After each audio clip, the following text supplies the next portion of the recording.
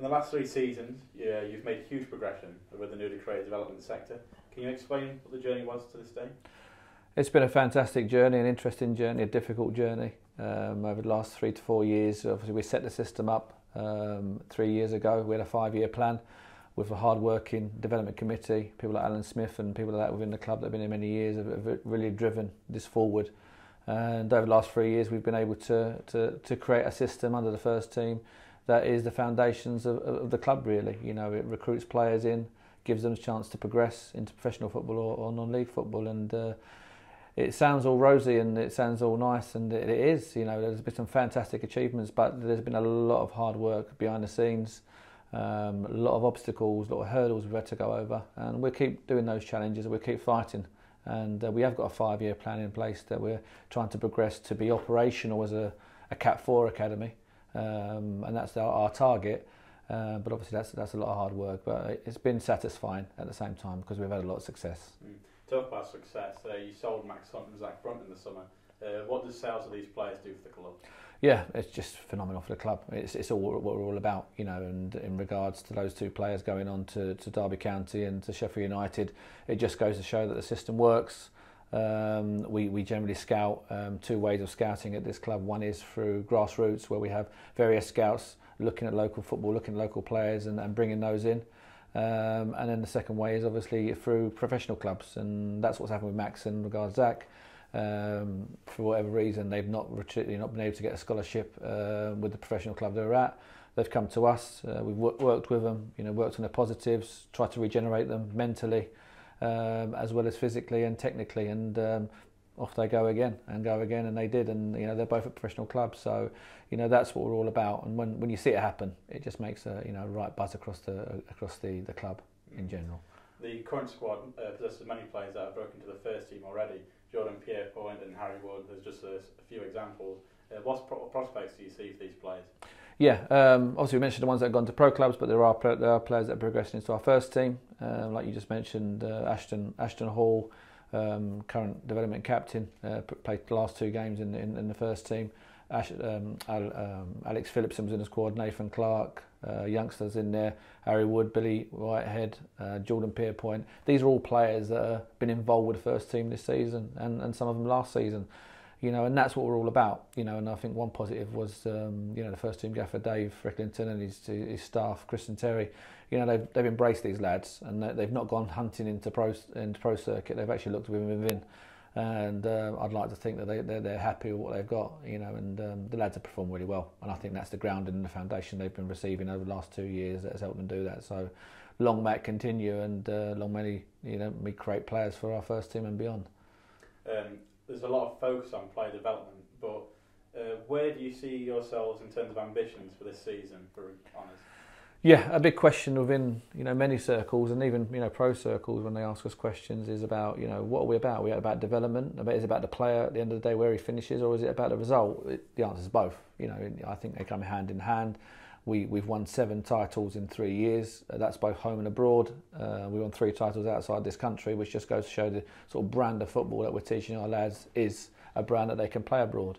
But this season, we're looking to expand on that. We're looking to try and win the Derbyshire Cup for the 3rd time running, which will be a fantastic achievement for an under-18 side. We're looking to obviously try and get promotion from the Central Midlands South, which would be great for us to go from step 6 maybe to go to step 7 to go to step 6. That's really difficult. There's some great teams in there, big teams like Matlock Town that we've got to compete against, and also from an academy level, under 17s and under 18s, both unbeaten in their leagues, and we feel very confident that they should win their leagues and maybe even win the cup as well between them. So, we want to win trophies. We want to get a winning mentality, and we want to make sure that our lads, are challenged as well. And I think that the Step 7 league does challenge them, especially for under 18 players. Mm-hmm. You made history in the summer, competing in the China International Youth Tournament against some of the best clubs in the world. What impact did competing against these teams do for Matlock? Yeah, I mean, it was a fantastic achievement for the club. I think, first of all, just even being selected was a huge honour. Obviously, Arsenal were there, and Pachuca from Mexico were the South American champions, equivalent Champions League champions. It was great to be selected in the regards that we were looked at as one of the progressing academies in non-league football. what we'd achieved over the last few years got us into a position to be selected, and I think that in itself was an achievement. We went out there with no expectations. We were, if I'm really honest, we were ranked in the bottom two, in the tournament, and no one expected us to win a game. But we were drawn in a tough group of Arsenal and Fiji, and also China Select 11, and I just thought the lads were absolutely fantastic out there. They gave the raw tactical discipline. We played to a game plan. We believed in it, and we got through the games, beating Fiji and beating Arsenal group to finish top of the group, and end up with a bronze medal by beating Melbourne City, an Australian A-League side. So, can we match that ever again?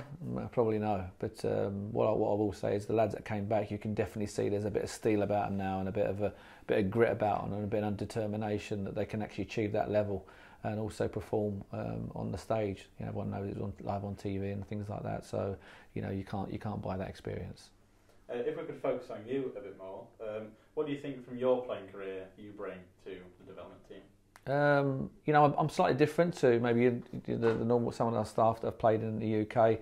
Obviously, I went through youth football in the UK, and obviously went out to play abroad. Had a fantastic time, playing abroad. A great 16-year career, played Champions League, UEFA Cup, played some great players, some great managers, and learnt a lot. I think some of the managers I had from Alan Sunderland, the Arsenal, Stonewall, who scored in the FA Cup final. Forget the year, he'd kill me if you heard me. But yeah, I mean, he was old school, and he set down his foundations and played that way. And then, I had other coaches like Pejovic, who was the Red Star Belgrade legend, and he was so tactically disciplined. He was all about tactics and things like that. So I think during my journey of playing, against some great teams in the Champions League as well as domestically, and being under coaches, I think I've had a lot of experience in what a player needs. And I played at a very young age. I mean, I was playing pro football 18 at a good level, so I really understand what they need, and I think that's what I bring to the table, a little bit of understanding about what the pro game's all about, and what these players need to hit the grade. So hopefully it's working. The setup you're making here is obviously being recognised internationally. What are your ambitions personally for your coaching career?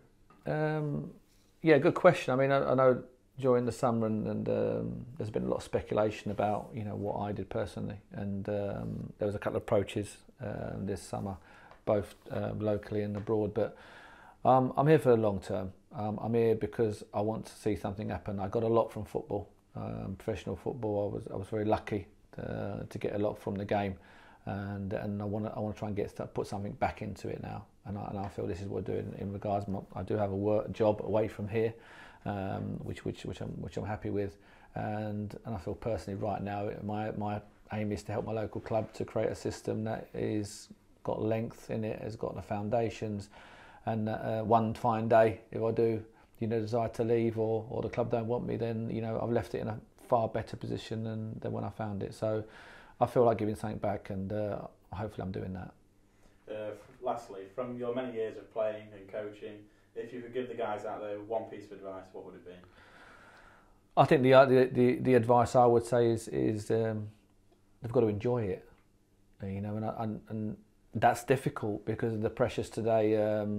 It's very difficult to try and enjoy football. When I was a young age playing in the street, I'm from London, so we used to play in the streets against other streets, and it was the best time to play football. But as you get older, it becomes more difficult, tactically difficult disciplines, and you're getting paid as a professional, so there's more responsibility on you. But if they can keep the enjoyment there, then that's so important. They've got to love the game. And if you enjoy what you're doing for a living, then you'll never have to work a day in your life, because that's an important part. And I think enjoy means learning to enjoy learning, and learning to embrace and to enjoy challenging yourself at a different level, not just enjoying yourself in a playful way. So my advice would be to work hard and try to keep enjoying what they're doing, because when it all finishes, they realise what they've missed and what they've done, and it's a fantastic thing to do in your life, to play football for a living.